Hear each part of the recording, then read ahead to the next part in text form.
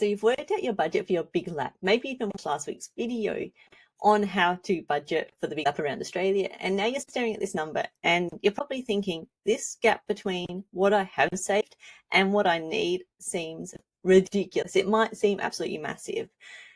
And it possibly is. So in this video, what I'm going to be walking you through is the exact system on how you can close that gap. I'll be showing you the two options that you have, how to achieve those two options. And I'm also going to mention this, I guess, sneaky way you could probably think of it as what some families have done to get around this budget conundrum. So let's get stuck straight into it. The first step that you need to know before you do anything is, what is your budget? If you're not sure what your budget is for your big lab, this is the first thing that you need to sort out. Because if you have a tangible number that is yours, not somebody's on the internet, not average, not a guesstimate, if you know exactly what you need to save for, then you can actually start saving for it. If you're not too sure, well, firstly, I do have a spreadsheet to help with that one. There'll be a link somewhere in the description below. But also watch the video that I might put here. If Editing Margie can work that one out, I'm not so fantastic with that yet, but otherwise I'll link it in the description below also on how to actually budget to work out your exact number that you need for your family. It's unique to you. So that's number one. That's before you can do anything else. You need to know what you're saving for. You need to know where your goalposts are. So number two is you need to know your departure date. Once you've got your departure date worked out, then everything else becomes clear. You can then work out how much you need to budget for. You can get everything in place, so then you're ready to depart on time with everything sorted.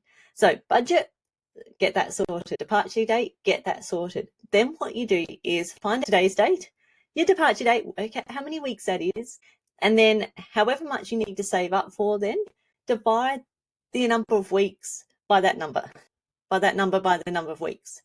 Anyway, do what I put down somewhere on the screen here for the mathematical component of it.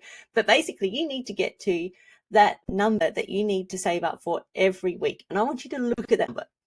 And I want you to ask yourself, is it possible? So if the number seems absolutely ridiculous, here's where you've got two options. And I'll talk you through both of them. Option number one is not, look, I don't like saying this one, you can move the departure date. Do it mindfully. So I don't want you just to go, oh, I'm going to move the departure date to next year. Because as I said, and I've harped on about this many, many times throughout my videos, you need to have a departure date. However, if financially that departure date is not possible, you can move departure date. Do it mindfully. Choose a new departure date. Have a chat with everyone in your family to make sure everyone's all happy with it. And then stick to your new departure date. Don't just move it to let it go off in the air. Move the departure date, lock in a new one. So that's option number one, because then that makes that you can save less per week and it's a bit more manageable. So at the end of the day, you don't want to put any financial strain on anyone. So if that's what you need to do to achieve your goals, that's okay. So that's option number one. Option number two is look at your total overall budget. Can you lower it? And what I mean by that is, do you need to do all the amazing experiences? Yes, a lot of families put that emphasis on. It's once in a lifetime. It's the opportunity while I'm there. Again, don't put yourself in any financial strain. And secondly, look at the positives. Can you take time away to spend with your family, to explore? And can you do it so you don't come back under so much financial stress? Because you don't want to add stress onto a holiday, which should be amazing. So do you have to do these amazing experiences? Can you free camp a bit more?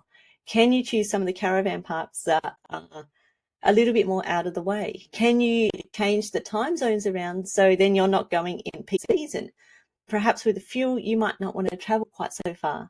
So you can then go, instead of going 5,000 Ks across Australia, let's just stay in the state and do 6 months around Queensland, Victoria, wherever the case may be. So you've got lots of variables you can play with in order to get that budget down. So the second option that I've been talking about is lower your budget. Is it possible? This is what you have to talk to the other members of your family about, because everyone needs to be on the same page, and especially when it comes to finances. So if everybody's happy to do that and you can stick with it, then that might be your key to be able to depart on your big lap of Australia. So whichever way you decide, as long as, remember, don't put yourself in financial shame, and you've got the numbers and you've got your working out and calculations to back it up. So you're not going on a guesstimate, you're going on actual data. And that's a really, really big difference. Once you then do go on your holiday, you need to make sure you're sticking to that budget, or you're doing something about it. For example, I want to go on more experiences. I changed my mind. That's cool, but can you come back earlier so you don't blow out that budget? So it's all being mindful. It's all being knowing what you're spending and can you afford it? All right, enough of me rambling on with that one.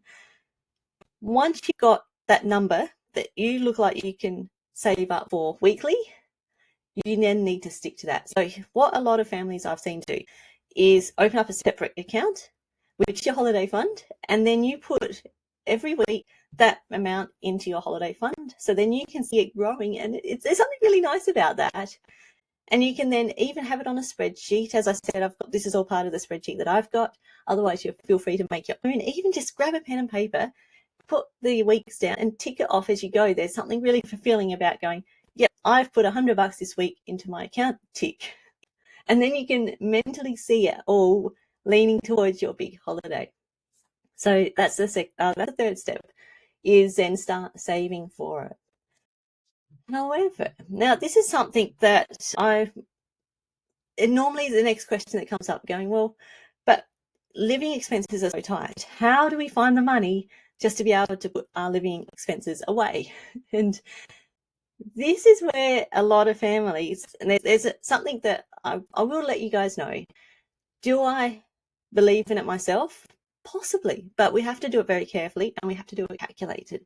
And that's when a lot of families do leave without having saved up all of their money. And coming to think about that, this is what we do too. So we depart knowing that we don't have the full funds in our bank account. So we don't have that pool of money, we don't have that pool of money to be able to pull on. So we actually thinking about it, this is how we do it. Because I know that I work on the road, so I get my usual income. I also know that we typically rent out our house, so there's a portion of that. Obviously, a portion goes to a mortgage and all the rest of it, but we get a portion of that to help fund our travels. We also, so there's a couple of income streams that just remain normal for us. So we don't necessarily sit down and go, we're going to budget for all of it. Of course, we do budget a big chunk of it because it's nice to have that backup and the what if, and you need to, just in case you need to maintain your caravan and all that sort of stuff. So a lot of families do depart having not saved up 100% of their travels. If that's going to be you and you do decide to do it this way, you need to make sure that you have money coming in.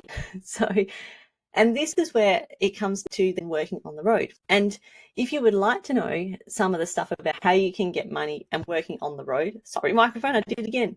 If you would like to know how to get money on the road, then I suggest you watching this video here, which I'll go through all of that information for you. So I'll see you in that one.